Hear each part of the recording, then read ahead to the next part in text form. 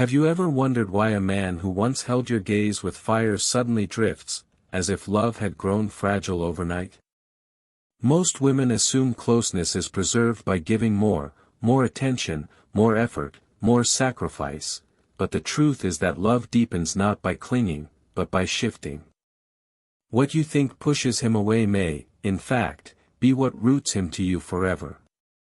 Carl Jung believed that every soul carries both the masculine and feminine unconscious, and that intimacy becomes magnetic when these hidden forces awaken and align. Consider the archetype of the lover, not the superficial seducer, but the one who moves with unseen gravity. She is not desperate to hold, she is powerful enough to release. He falls deeper not when she bends herself around his moods, but when she stands as her own radiant pillar, unshaken. This shift unsettles him, not with fear, but with reverence. The male psyche is drawn irresistibly toward what it cannot fully consume, for mystery feeds his longing. Here lies the paradox: the more she embodies her own wholeness, the more he experiences her as irreplaceable. Jung spoke of individuation, the slow unfolding of the true self from the mask of the persona. Most women are taught to wear masks: the pleasing smile, the agreeable voice, the soft denial of boundaries. Yet it is when the mask slips, when the authentic shadow flickers into view, that love grows deeper. Men are not nourished by perfection, but by the raw humanity that exposes him to his own reflection. The first secret shift is not about pleasing him, it is about daring to exist fully, even when your truth feels dangerous. The more you embody your wholeness, the more he tastes a love that cannot be replaced. Imagine a woman who ceases to explain her every silence. She no longer rushes to prove her loyalty, nor does she dilute her feelings into palatable drops. Instead, she inhabits her depths like a queen who does not audition for her crown. To him, this is bewildering. He is accustomed to women who chase reassurance, but here is one who carries an untouchable calm. The male unconscious stirs with ancient awe, because in her presence he senses not compliance, but eternity. This is how love becomes more than comfort, it becomes destiny. The feminine shadow, often buried, carries anger, desire, grief, and untamed instinct. When she hides it, she becomes pleasing but forgettable. When she integrates it, she becomes unforgettable.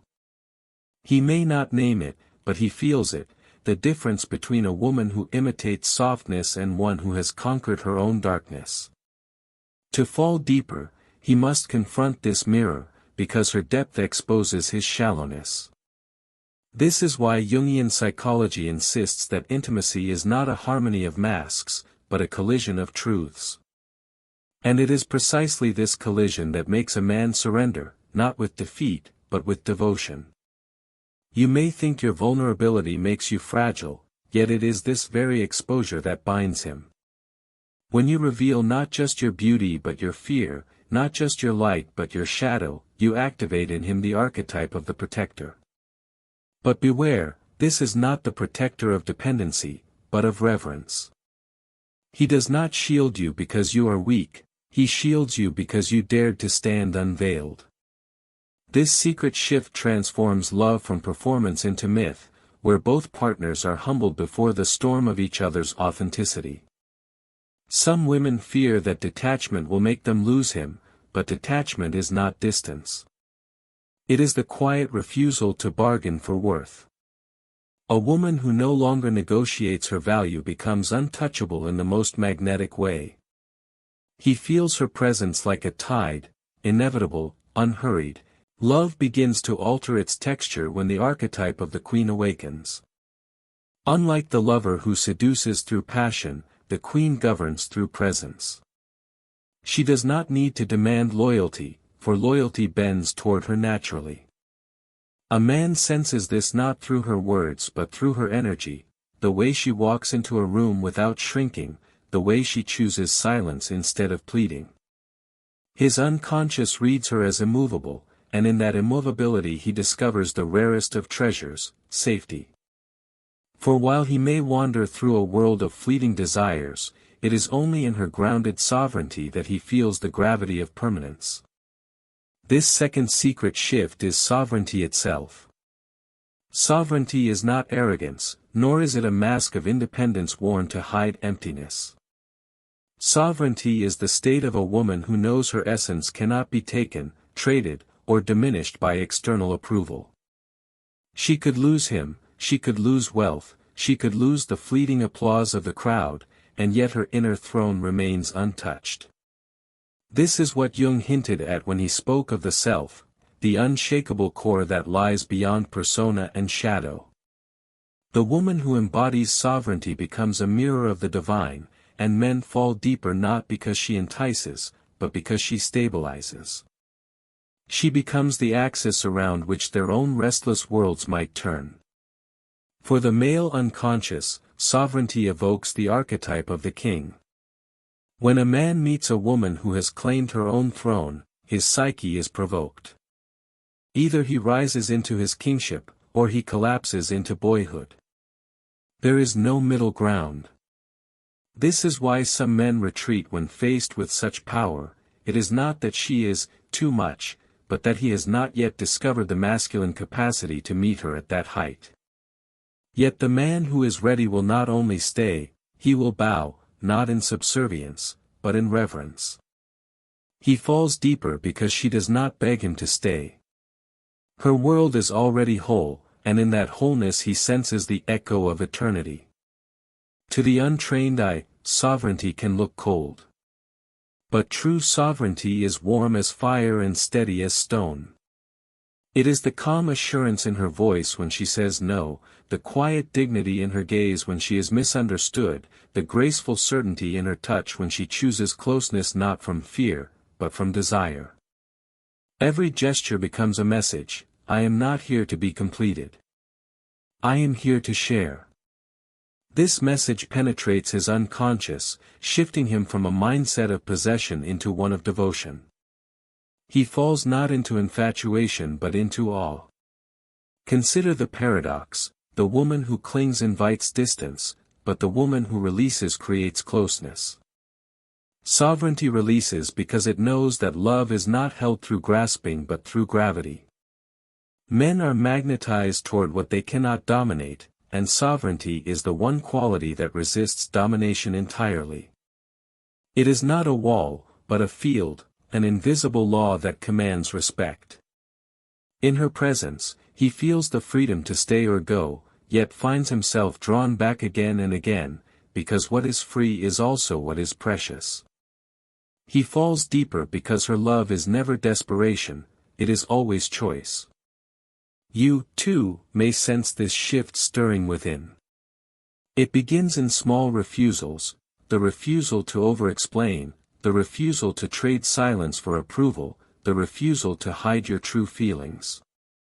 Each refusal builds the throne brick by brick.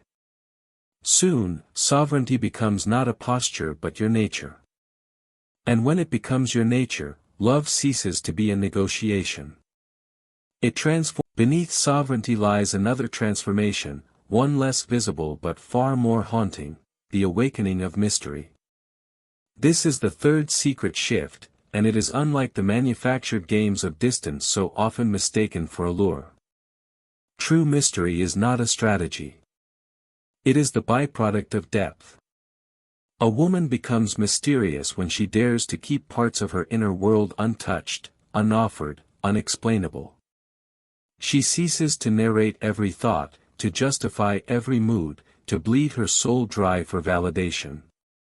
Instead, she inhabits her own interiority like a temple with chambers only she can enter. To a man's unconscious, this is irresistible, for mystery is the language of the anima, the eternal feminine he longs for but can never fully grasp. Jung wrote that the anima in a man is his bridge to the unconscious, a figure who calls him toward wholeness. When he meets a woman who embodies mystery, he is stirred at the deepest level, for she awakens his own hidden longing for the infinite. He does not simply see her, he feels himself expanding in her presence, as though she were both woman and symbol, flesh and myth. He falls deeper not because she entertains him with secrets, but because she reminds him of the secrets buried in his own soul. In loving her, he is confronted with the vastness of himself. Some women fear that mystery means withholding, but it is not cold detachment. Mystery is warmth veiled. It is the quiet smile that does not explain itself, the silence that carries meaning without words, the sudden shift in gaze that suggests oceans beneath the surface. It is not performance, it is essence. When a woman allows herself to be unknowable, she becomes an invitation rather than an answer. A man, confronted with such presence, feels both desire and humility, for he realizes that no matter how much he loves her, there will always be more to discover. This perpetual unveiling is what keeps devotion alive. Mystery also protects love from decay. Relationships often wither not from betrayal but from banality, the slow erosion of depth into routine. When she reveals all at once, she collapses into familiarity. But when she lives rooted in her own inner labyrinth, she becomes inexhaustible. Every conversation, every gesture, every silence carries a hint of something beyond reach. He falls deeper not because she gives him everything, but because she gives him just enough to awaken pursuit, and pursuit is the lifeblood of masculine desire. He longs for her not as a possession, but as a horizon he can never fully conquer. There is also a spiritual dimension to this shift. Mystery connects the feminine to archetypes of the oracle, the muse, the priestess. These figures embody the unknown, the threshold between conscious and unconscious. When a woman embodies even a fragment of this archetypal force, she ceases to be merely attractive and becomes magnetic. The man who loves her begins to sense that her presence carries meaning beyond the personal, as if she were both companion and symbol of his destiny. This is not illusion, it is archetypal truth. Love deepens because it is no longer confined to the mundane, it is woven into the mythic fabric of the psyche. For you, embodying mystery may feel uncomfortable at first. The impulse to overshare, to clarify, to reassure is strong, especially for women taught that transparency guarantees safety. But safety is not the same as devotion. Devotion is born from awe, and awe requires the unknown. To awaken mystery is to accept that you cannot be fully explained. The fourth secret shift is the embrace of vulnerability, not the fragile kind that pleads for rescue, but the fierce vulnerability that dares to be seen. Most women have been conditioned to equate vulnerability with weakness, to cover their trembling with layers of performance. Yet the paradox is this: when a woman reveals her soul without disguise, she does not diminish her power, she amplifies it. For the male unconscious, such exposure awakens the archetype of the warrior and the protector. He does not see fragility, he sees sacredness. Her openness calls forth his depth, demanding that he meet her not with conquest, but with care. Jung spoke of the shadow, the hidden contents of the psyche that, when repressed, leak out as distortion. To live without vulnerability is to keep the shadow locked away. A woman who never reveals pain, longing, or uncertainty may appear strong, but she becomes unreachable. He falls not into her arms, but into her surface. Yet when she opens the gate to her shadow, she extends an invitation: see me, even here. It is in that daring act that he feels himself trusted, chosen as a witness to the unpolished truth. Love deepens not when she hides her flaws, but when she allows them to breathe in the light of intimacy. This vulnerability is not confession without boundary. It is not a flood of wounds poured out without intention. It is the art of letting her humanity be visible while still anchored in dignity. It is the quiet tremor in her voice when she admits fear, the single tear she does not apologize for, the sigh that speaks more than 1,000 explanations. In such moments, a man feels not burdened but honored, for he has been allowed into the sacred ground of her soul. His unconscious registers her openness as both trust and challenge. Trust, because she has chosen him as a witness. Challenge, because he must now rise to meet the weight of authenticity. Some women resist this shift, fearing rejection if their depths are revealed. Yet rejection of true vulnerability is not loss, it is revelation. It shows the man who is incapable of holding depth, who prefers surfaces to soul. But the man who is capable of depth will not retreat, he will fall deeper, for vulnerability binds him not with chains but with devotion. He begins to sense that intimacy is no longer performance but truth, and truth is unshakable. He is moved not by perfection but by the courage it takes to shed the mask. In her vulnerability, she becomes unforgettable. Psychologically, vulnerability disarms the male ego. The ego thrives on control, on conquest, on the illusion of superiority. Yet when confronted with genuine openness, the ego is stripped of weapons. It cannot dominate vulnerability, for vulnerability is not weakness to be overcome, it is strength to be met. In this space, the man is drawn out of his persona into his deeper self. Her openness beckons him toward his own unconscious, compelling him to lay down his armor. In this surrender, he does not lose power, he gains connection. And in that connection, he falls. Imagine a woman who no longer apologizes for her trembling hands, who allows silence when words will not do, who refuses to mask her longing in games of detachment. Her very humanity becomes magnetic, because it is rare in a world obsessed with performance. To him, she is not only desirable, she is real. And reality is the most intoxicating force of all. He falls deeper because her vulnerability does not beg, it commands. It commands him to meet her at the level of soul, or lose her to the solitude of her soul. The fifth secret shift is the reclamation of boundaries. Boundaries are not walls that keep love out, they are the sacred lines that define where love can flourish. Without them, passion rots into resentment, devotion decays into dependency. A woman without boundaries may be adored for her giving spirit, but slowly she becomes invisible, for what is endless becomes devalued. The paradox is that when she learns to say no, when she dares to guard her energy, she becomes infinitely more desired. For the male unconscious, boundaries awaken both respect and longing, they transform her from an option into an oracle. Jung observed that the psyche requires opposites to create balance. In the dance of intimacy, boundaries create polarity. If the feminine yields endlessly, the masculine ceases to feel the tension that makes love alive.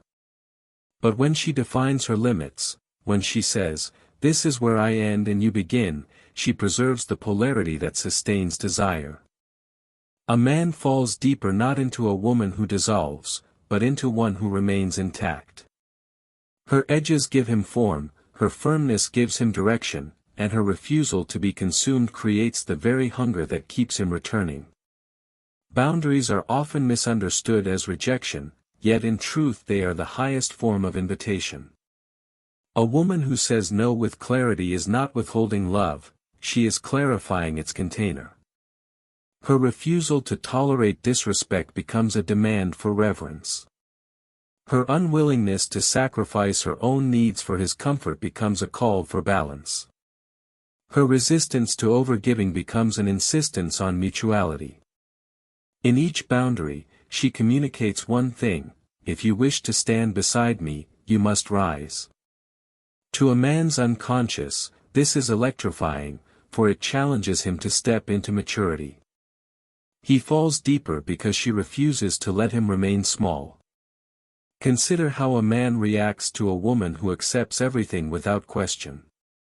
At first, he may enjoy the freedom, but soon, unconsciously, he loses respect.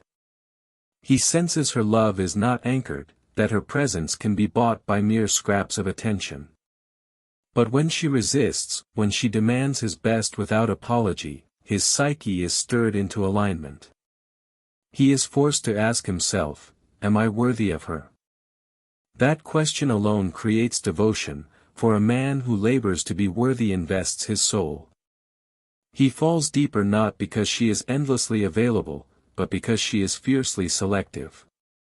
Boundaries are not delivered with cruelty, they are expressed with calm certainty. They are the soft steel in her voice when she says, "This does not honor me." They are the pause before she answers a demand, the refusal to justify her silence, the willingness to walk away when her dignity is threatened. To him, these gestures are not cold, they are radiant. They signal a woman who knows her worth, and in knowing her worth, she becomes untouchable in the most magnetic way. Her love transforms from something he consumes into something he protects. On the archetypal level, boundaries awaken the warrior within him. He recognizes that her heart is not won by passivity, but by action, by consistency, by proof of devotion.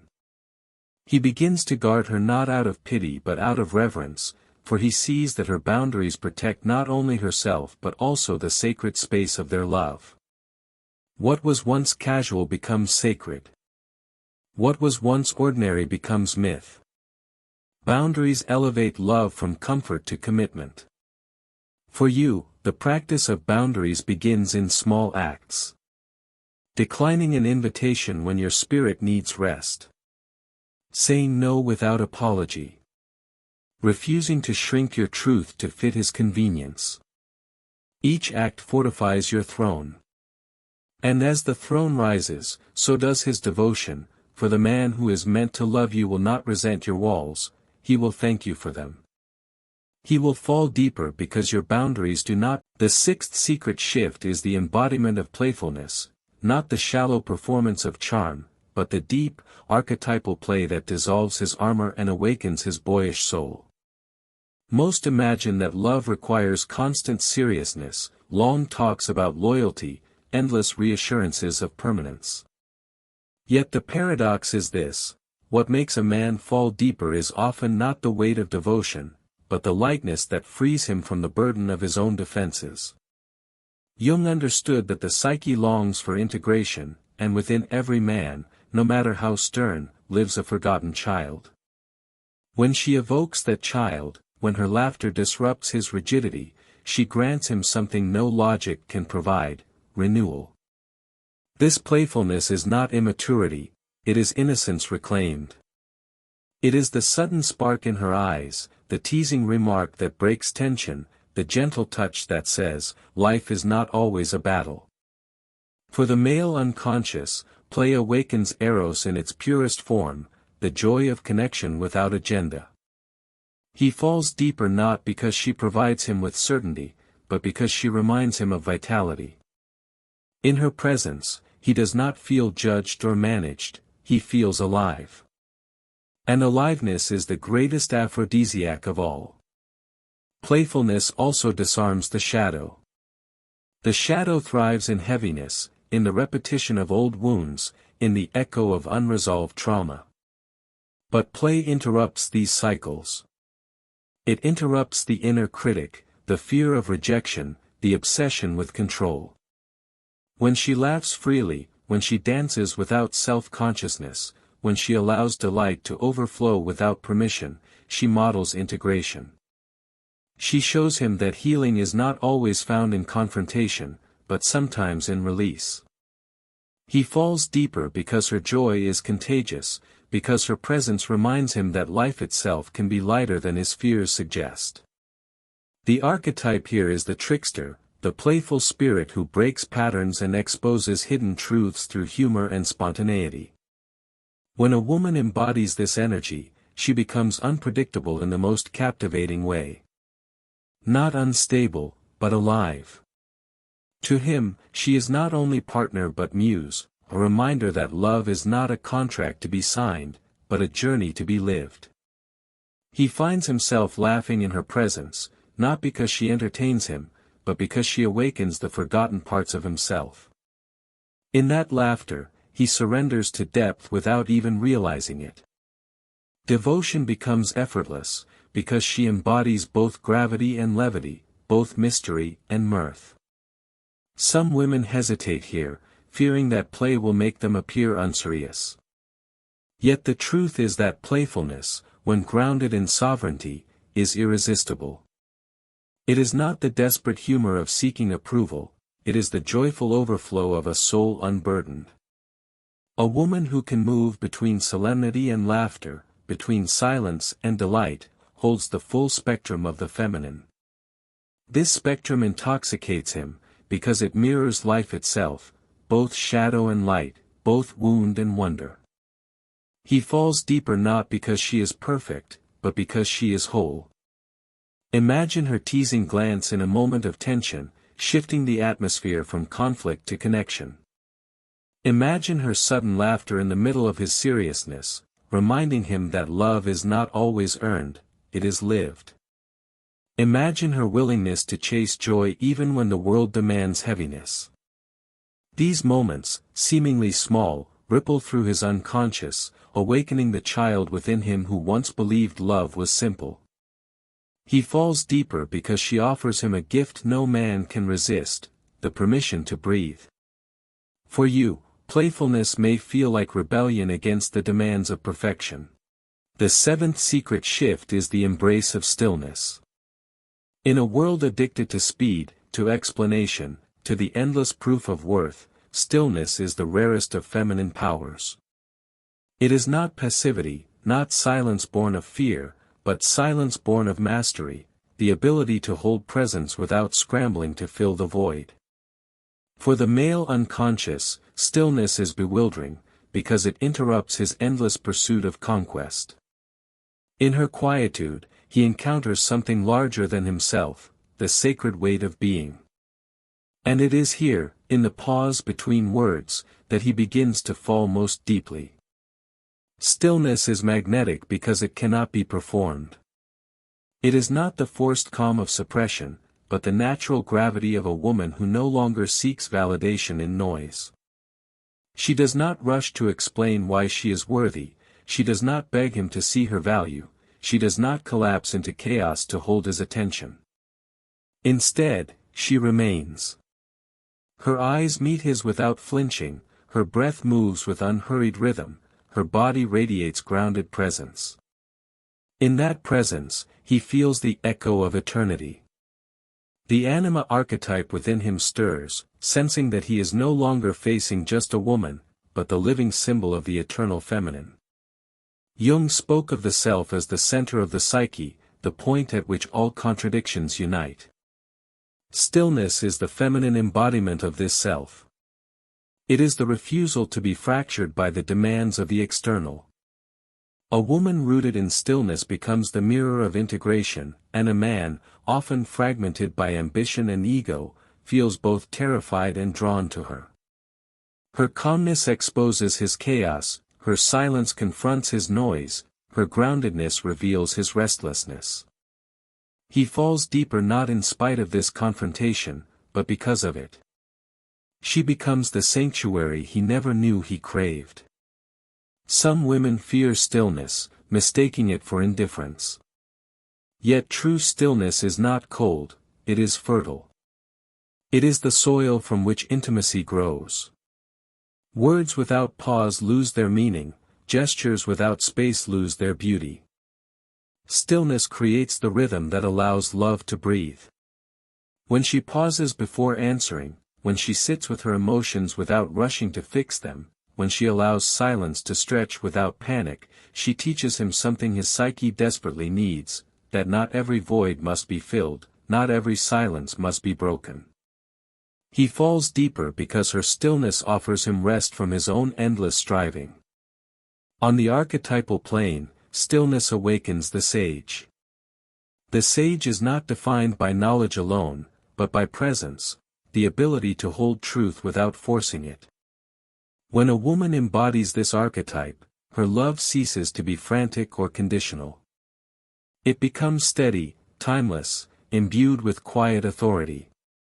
To him, she becomes not only lover but anchor, the axis around which his restless being can turn. He may not consciously understand why, but he feels it. The more still she becomes, the more deeply he roots himself in her presence. Her stillness whispers what words never could: I am already whole, with or without you. Imagine the moment after conflict when she does not rush to argue, but simply breathes, holding her dignity like a flame that will not flicker. Imagine the way her eyes soften in silence, communicating more than 1,000 explanations ever could. Imagine the atmosphere of calm that envelopes him when he lies beside her, sensing that her presence requires nothing, demands nothing, yet transforms everything. This is the power of stillness. It creates devotion not by force, but by gravity. He falls deeper because her silence teaches him what no argument ever could, that love is not noise. The eighth secret shift is the awakening of vision. A woman who holds vision does not live only for the immediacy of love, nor does she shrink her desires to avoid unsettling a man's comfort. She carries within her the image of a larger horizon, the life she is building, the destiny she is claiming, the path her soul insists upon walking. To the male unconscious, this is both disorienting and intoxicating. Most men expect women to orbit their goals, to reflect their ambitions, to serve as companions to their journeys. But when a woman carries her own vision, when she burns with a fire not borrowed from him, he begins to fall deeper, not because she depends on him, but because she inspires him. Jung spoke of individuation as the unfolding of the unique pattern within the psyche, the process by which one becomes who they truly are. For a woman, vision is the expression of individuation. It is her refusal to dissolve into another's path, her courage to chart her own course. When she embodies this, she ceases to be merely a lover, she becomes a force. A man senses this force unconsciously. It rattles him, because it reminds him that she is not a supporting character in his story, she is the author of her own. And paradoxically, this independence does not push him away, it draws him closer. For the male unconscious, nothing is more compelling than a woman who has chosen herself first. Vision transforms the dynamic of love.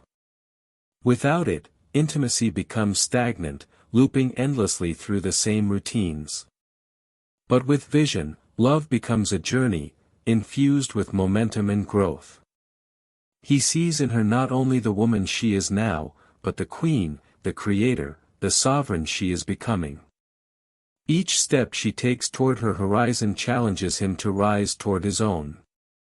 He falls deeper not into comfort, but into movement, into a love that evolves. This is why Jung insisted that love rooted in individuation is stronger than love rooted in fusion. Fusion suffocates, individuation liberates.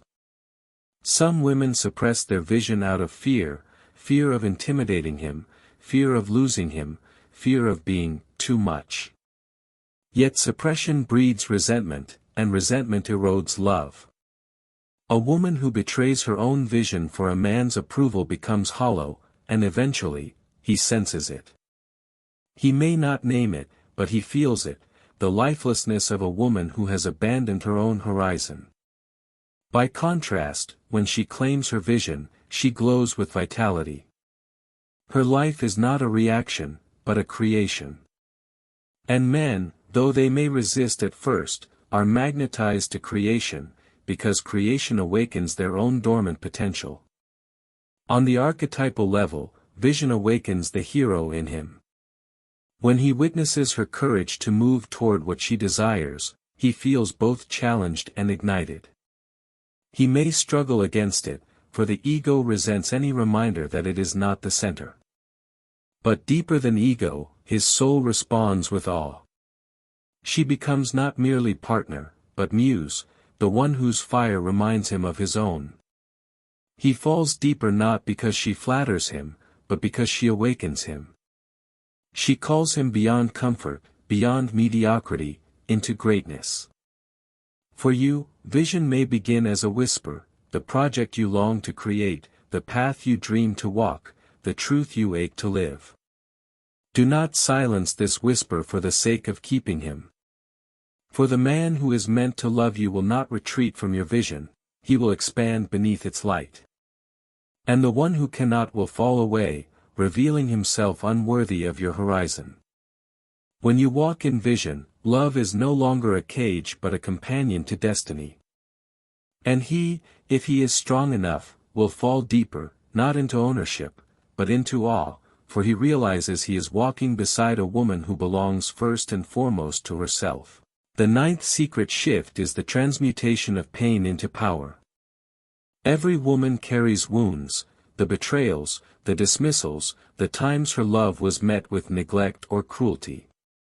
Most are taught to either bury these wounds in silence or wield them as weapons in bitterness. But when she chooses instead to alchemize them, to let her scars become her crown, she transforms into something both human and mythic. For the male unconscious, this is overwhelming. He is confronted not with a victim, not with an aggressor, but with an alchemist, a woman who has turned her own suffering into wisdom. And wisdom, clothed in beauty, is irresistible. Jung believed that the shadow, when integrated, becomes the source of greatest strength. Pain belongs to the shadow. Denied, it festers; embraced, it evolves. A woman who has faced her shadow does not collapse into despair when challenged, nor does she poison love with unhealed rage. Instead, she meets him with clarity, with a depth that says, "I have walked through fire, and I am still here."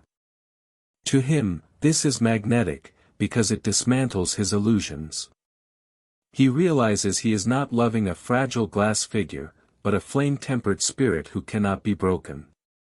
And paradoxically, it is this unbreakability that makes him surrender more fully.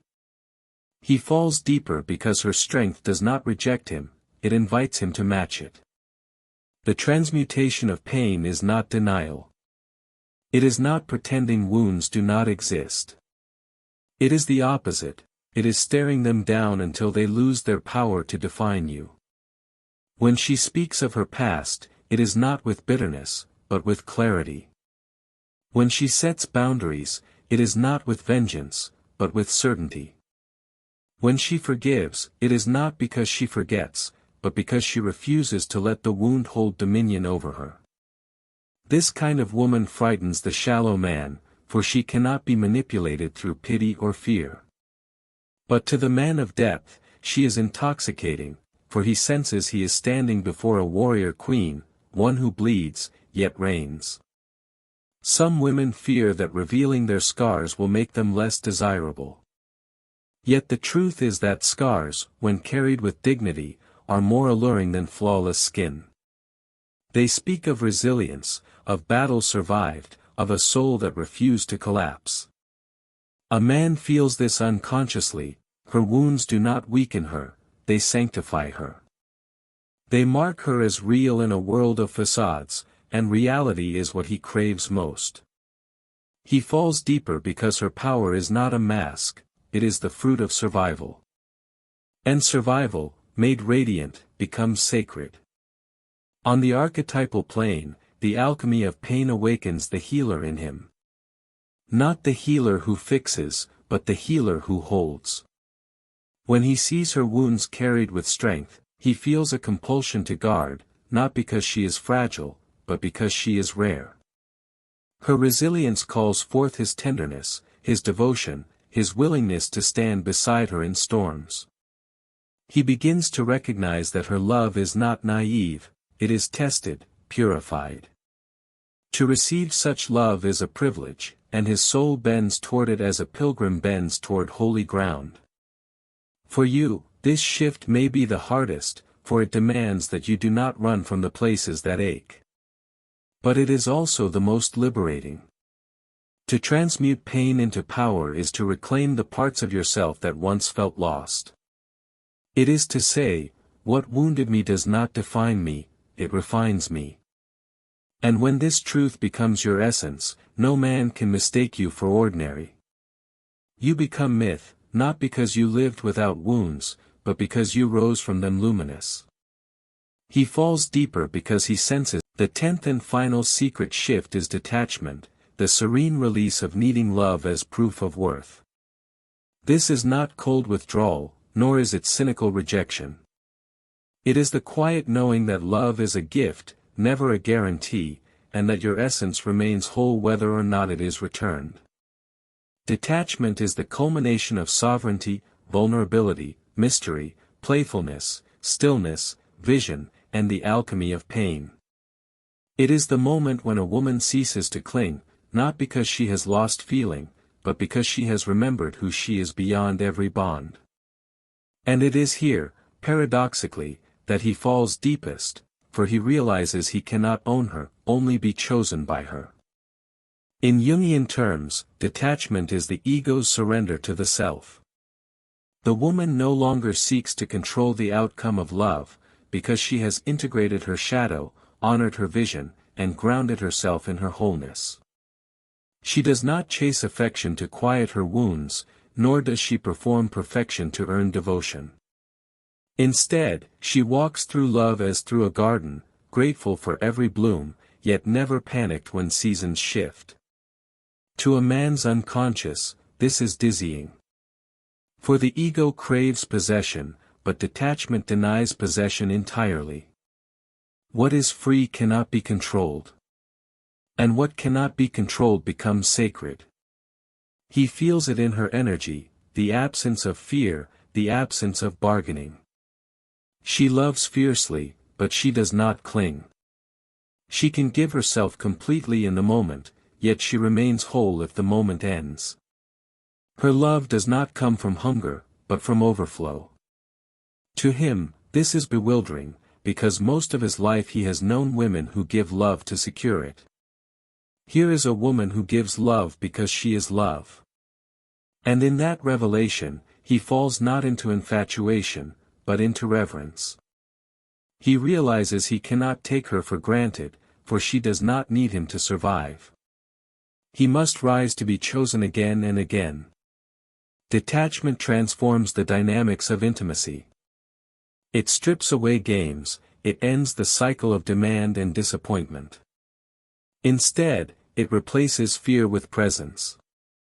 In her detachment, she does not withhold affection, nor does she overwhelm with need. She simply exists in love without gripping it. Like water cupped in a hand, her love can be held gently, but never seized by force. And this impermanence awakens him. He begins to cherish her not as possession, but as miracle.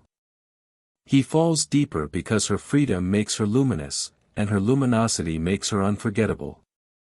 On the archetypal plane, detachment embodies the mystic. The mystic is not bound to the temporal, she walks with one foot in eternity. When a woman carries this archetype, she becomes untouchable, not because she withdraws, but because she transcends.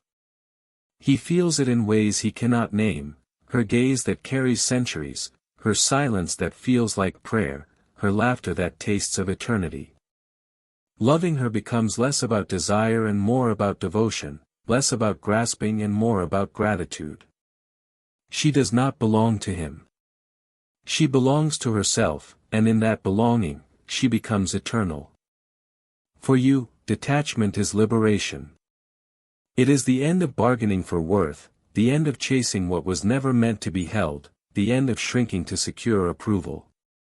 It is the beginning of breathing fully, of choosing fully, of loving fully without chains.